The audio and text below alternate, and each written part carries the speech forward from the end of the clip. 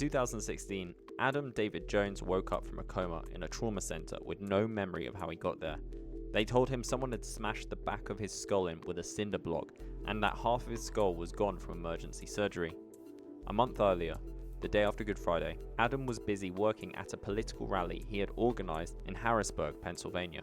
Later that evening, after it was over and he was getting ready to leave, a friend asked if he would accompany her to an after party she was invited to. He agreed to go because she didn't know the man who asked her and he wanted her to feel safe. When they were close to the party, the man suddenly said they might not all be welcome and wanted one of them to leave. Adam volunteered, and that was the last thing he remembered. Fast forward a year, and the trial takes place to seek justice for the attack. After Adam's friend testified, he was called to the stand, but Adam was unable to identify the attacker due to his lack of memory of the event. Despite the fact that police found the accused attacker at the scene of the crime covered in Adam's blood and with Adam's money in his pocket, it was considered a he said, she said case, and he was found not guilty. This was the moment Adam was inspired to create Zir, a next generation personal and public safety tech that creates a frictionless response from when you are in danger to allow you to get help and record evidence to prosecute the person who attacked you. In this episode, Adam shares how Zir will be able to alert users to danger through the use of data that factors in time of day, area, and temperature, to name a few. Additionally, Adam shares how Zir can specifically help victims of domestic violence by initiating a recording using a safe word that begins the recording without the attacker knowing, and either stores it in the cloud, contacts an emergency contact, contacts the police, or all of the above. I hope you enjoyed today's episode. So I am Adam David Jones. I am the founder and CEO of Zir. Zir is next generation public and personal safety.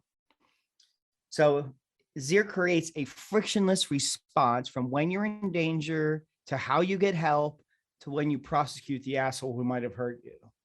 Awesome, fantastic. I'm looking forward to going into like the technical details of like how this works. And before we do that, I was wondering if you could share for our listeners like how Zir began and the reason you wanted to create this company. Absolutely. So Zir began, you might say, 6 years ago. In 2016, I was organizing a voter registration event, had all my friends there, had a bunch of bands, got hundreds of people registered to vote. And at the end of the night, I accompanied my friend to a party that a stranger had asked her to. On the way to that party, this stranger struck me in the back of the head with a cinder block or toilet seat, something he found on the ground, and I was almost killed. Later, after I woke from a coma, about a year after the attack, he represented himself at a trial, said that he did not do it. I could remember nothing. I had been in a coma for a month, but he was covered in my blood. They picked him up. He had my money in his pocket. He represented himself at the trial, and then he was acquitted by that jury. At that moment, what Zir became started.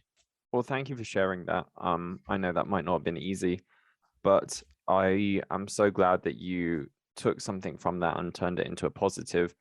And hopefully these horrific events can at least be deterred in some way by Zir. So, I mean, I would love to know, like, what is Zir doing to hopefully prevent these sorts of things, and how does it work?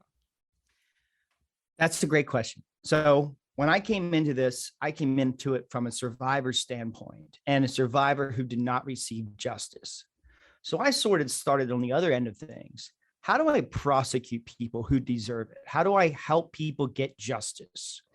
And how do we have a faster response system in the United States where it can still take 10 minutes to get help, even when you're having a heart attack or getting beat up, even when it's life and death? And then I thought, well, how can we prevent crime, which was your question? Lo and behold, prosecution was relatively easy. Save the data to the cloud, and then we invented a way to put that data on a public blockchain. That was a little more difficult and pretty amazing. Response, because we just send location, health data, audio, video to first responders. That's more of a political problem than a technology problem.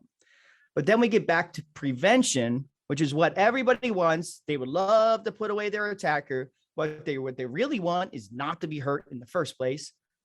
That gets more complicated, because to prevent crime and somebody from being hurt, you have to sort of try to interpret how people will behave in those situations.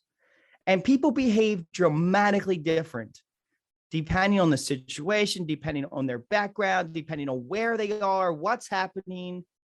So it's very difficult to predict and suggest solutions and to help people deter them from going into an event that could be dangerous. Some of the ways we are doing that is we alert people if it's a high crime area. And it could be with statistics, we can tell them this is the time of night. You may know that when the temperature rises above 90 degrees in US cities, violence increases. This is not a good time of night to be out in an area you've never been. Crime tends to peak on these types of days in late July. We can alert people to those situations and try to steer them away from the violence and towards safer locations. And we can even reroute their trip to where they're going on a safer route. That's just one of the ways. I don't want to get into all of them because they're kind of trade secrets until we release them and people are enjoying the product. But that's one of the several ways that we are doing that. So that's a really interesting point that you made about the temperature rising. Do you know like the psychology behind that? Is that simply because more people are like outside potentially or doing more social things? That's a really good point. To be frank, I never thought of it like that. I always thought of it how I feel when I am in my New York City apartment without air conditioning, humidity's 90%, the temperature's over 100 degrees. I feel like I had a very short fuse and I could, if pushed the wrong way, I might react spontaneously in a poor way. I only have thought of it from an anecdotal standpoint, never thought of it statistically. Yeah, that's funny because I can completely understand that. I mean, yeah, I when bet the being a temperature Medellin. yeah, when the temperature gets hot, it can be, I think we all react in that similar way. The only reason I thought about the thing of people being outside is because it reminds me of a really interesting thing that one of my psychology professors said about not drawing a link between correlation. So he said, like, when more ice cream is consumed by the population, crime goes up. And he said the reason being is because, like, in the summertime, more people eat ice cream. However, in the summertime, more people are out and doing things, and therefore their homes are empty and robbery goes up. No, it wasn't crime, it was robbery. So he said, okay, well, no, robbery is a crime. That's so interesting. That makes a lot more sense than my explanation, which is just one man's feelings when he is hot in his New York City apartment. I don't blame you. I think they both definitely have something to them. But yeah, that always stuck with me, the idea that you can't obviously correlate consumption of ice cream and robberies because there's a link between that you're not seeing. So that's why I don't know. When I eat ice cream, I always want to rob somebody. I don't know about you, but I'm usually just too full or want more, or I eat it until I can't move. So it probably reduces. And you got to rob your neighbor for ice cream, right? Yeah. Okay, so on a slightly darker subject, I guess you mentioned about like how it can help with like prosecution essentially, and this might not be too applicable for this because in most cases what I'm about to say, like, we know who the person is, but could there be used to help tackle the issue of mass shootings at all, particularly in schools across the US? We do believe so.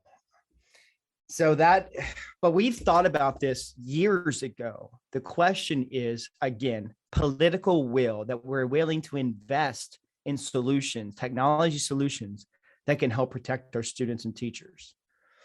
So I spoke with my engineering friend years ago when I first started this, when I first realized that I wanted to prevent violence. He is an audio engineer. He explained to me that with 3 microphones, you can echolocate somebody within usually 3 meters if you have those microphones at the same time using AI. So, and we know several people in the startup entrepreneurial space who are working on similar things. So we could probably partner with them. So if Zir is live in a school and a shooter is coming in, we can echolocate with maps of the school where that shooter is in real time. Using very simple analytics, we can know what kind of gun it is, shot spotter, and other startups that I know are working on things like that too. We can know what kind of gun it is, when they need to reload, which way they're moving, if there's more than one shooter. And in real time, we could provide AR to teachers and students on when is the best time, where, and how to get out of danger. So yes, the answer is yes. Now, predicting when somebody might become a shooter, that is not in our wheelhouse. Maybe someday it will be, but that's not the solutions we are trying to provide yet. Hopefully you're enjoying the show, and if you are, make sure you subscribe and never miss an episode. You can find us on all your usual podcast sites: Spotify, Apple Podcasts, Google Podcasts, Stitcher, Podcast Addict, and a whole lot more, including YouTube. And we want to hear what you think, so be sure to leave us a review. Just search Brains Bite Back wherever you get your podcasts. Well, it sounds like it's an important tool what you're developing. And with regards to preventing, I did see something recently that was talking about this idea that there could be a law enacted where if someone suspects that they are a danger to others, then they can put a case forward, and it can be essentially like their rights to own arms can be suspended if the case is successful. And that means that individuals don't need to go to the police, because many times they do go to the police and nothing gets done. Whereas in this instance, they can go directly to the courts and try and have their rights revoked if they are considered a threat or do demonstrate, like if they do present themselves as a threat. And they talked about how like many mass shooters do often post online, and there's plenty of evidence before they actually commit the attack that something's going to happen. Yes, I would love to tell you a little bit about that. So some states do have this already. New York State, I think California, two of the states that I've lived, probably about 16 other states. I would have to, don't quote me on that number. But also there is legislation that looks like it's going to pass. The federal government, thank goodness, because it's been decades since they've done anything with this, that will have that same kind of protection across the United States, I hope. Yeah, me too. Technical standpoint, I was going to say quickly, I do believe some of these social media companies could run algorithms and look for this kind of speech. And if not, serve this. I mean, free speech is very important, but there is behavior, and you understand behavior. There is behavior that is indicative of putting somebody at a greater risk potential of committing some of these acts of mass violence. Yeah, and I think at the very least being flagged is an option. I mean, absolutely. Yeah, it is stuff like you said.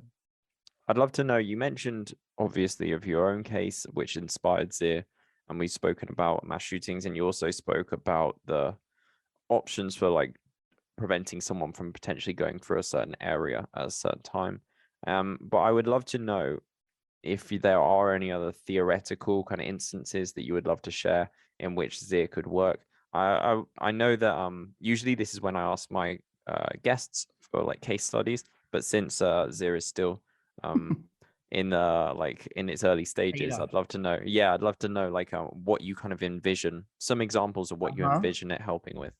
Here's one that we've thought about for a very long time, and it's in domestic violence. So domestic violence, I talked to my local shelter. We've been in touch with National Network to End Domestic Violence and other stakeholders in this space. So domestic violence victims often do not want to call police even when they're being hurt. But sometimes they do like to reach out to their family and friends for help.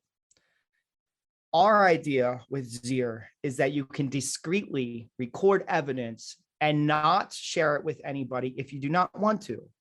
That evidence is uploaded in real time to the cloud, and it's put on a public blockchain so nobody could manipulate it, even if they're a computer whiz, if you will. That data is saved to the cloud. Nobody can manipulate it. The abuser doesn't even know it's being recorded because the victim can start zero with the safe word, and it's uploaded to the cloud. They have complete control of that information, that data.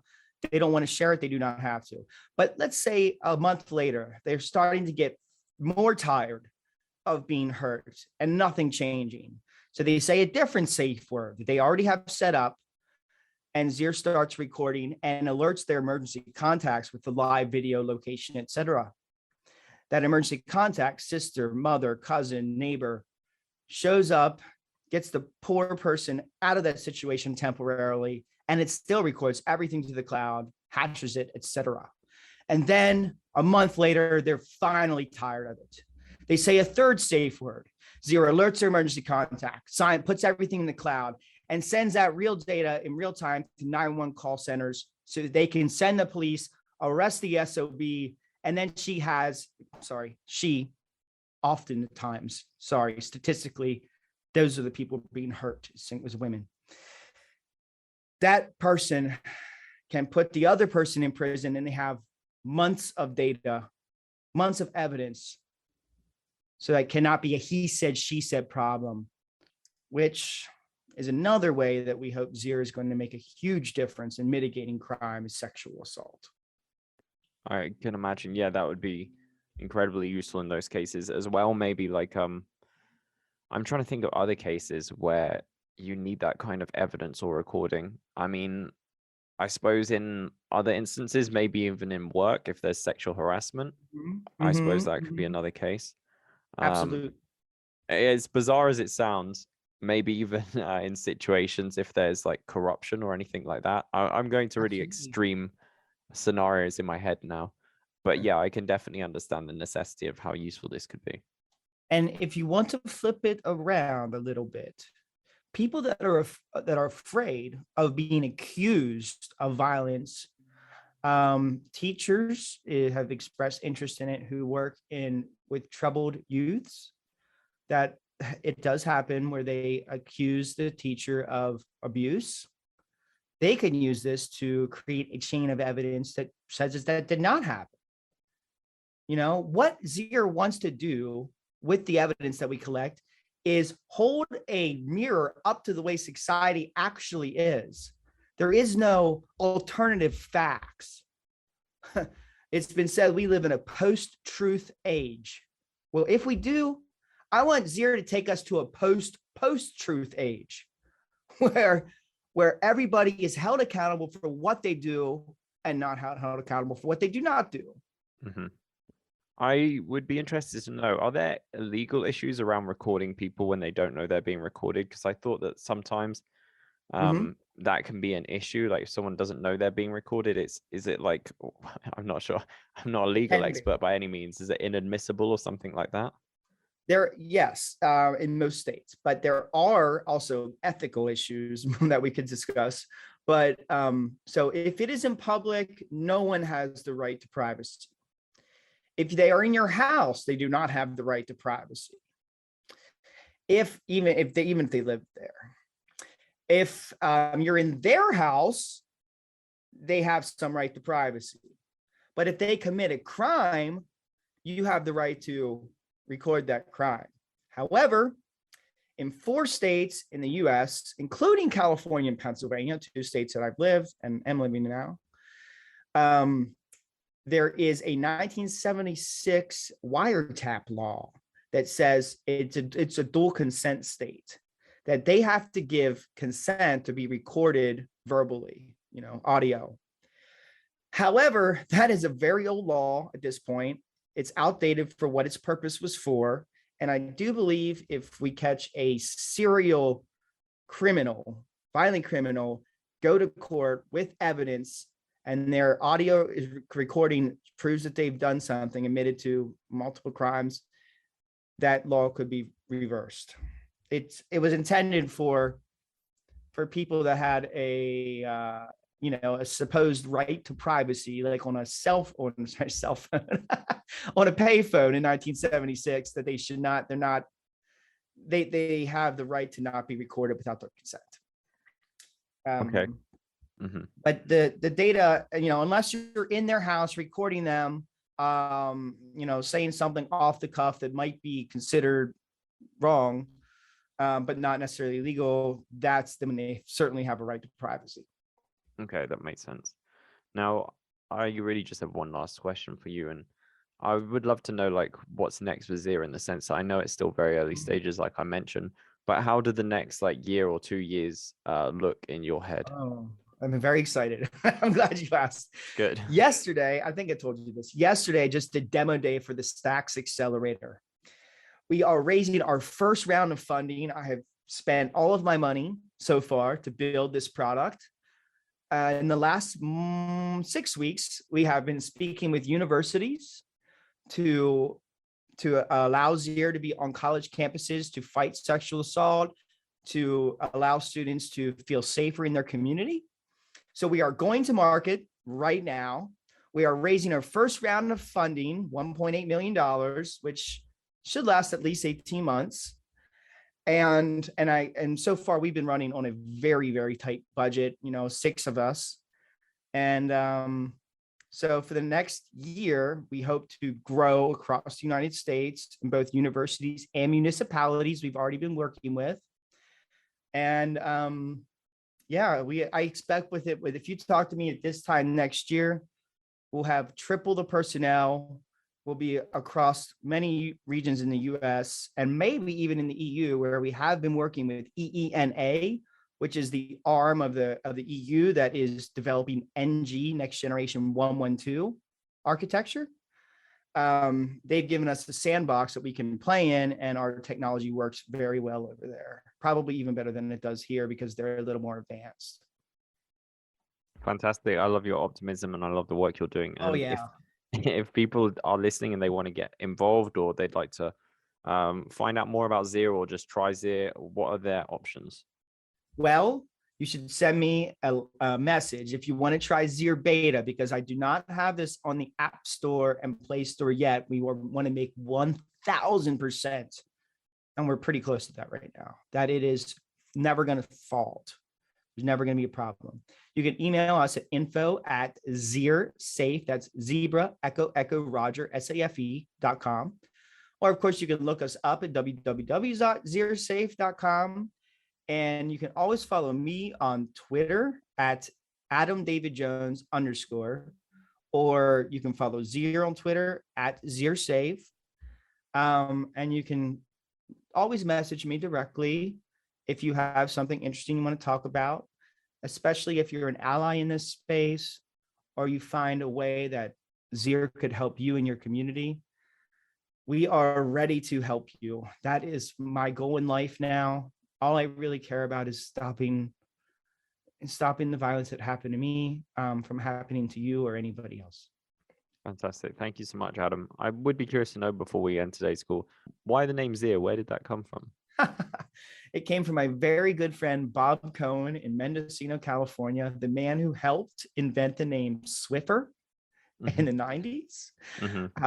I was really confused at first too, but what I have done in my life is I surround myself with brilliant people, and I usually listen to them. What he said was, it will mean what you want it to mean. When people start to understand what your mission is, Zir will become synonymous with that mission, instead of something that already has a definition in our, English is our first language speakers. That makes sense. And I think a lot of the companies which have now become like verbs have that in a way. I mean, I know Uber is a word itself, but not necessarily a commonly used one before the application. The same with Google. So potentially, hopefully, this could even become a verb too one day. Yes, that's the idea. I mean, Zir is a word in Dutch, so apologize to my Dutch friends, but you're going to have to reinvent your language. Excellent. Well, Adam, thank you so much for joining me today. I really do wish you the best of luck on your mission. And Thank you. I look forward to seeing what you folks produce. Thank you, Sam. I'll never quit. Appreciate your time. Thank you. Growing a company has many hurdles, from securing funding to expanding your business capabilities to ranking better on search. Each business challenge is uniquely complex. The solution to these challenges is growth-focused digital PR and marketing, and that's where our sponsor Publicize comes in. Publicize sets itself apart from traditional PR companies. It does not charge large retainers or churns out press releases whether you've got a newsworthy announcement or not. Publicize builds on your business's online presence and gets high quality PR and media coverage for startups and entrepreneurs who are priced out of a broken PR industry. And for a limited time only, exclusive to Brains Bite Back listeners, you can receive a social media assessment as part of your package for any tier of service at no extra charge with this special promotion. To find out more, visit publicize.co/BBB. That's publicize.co/BBB.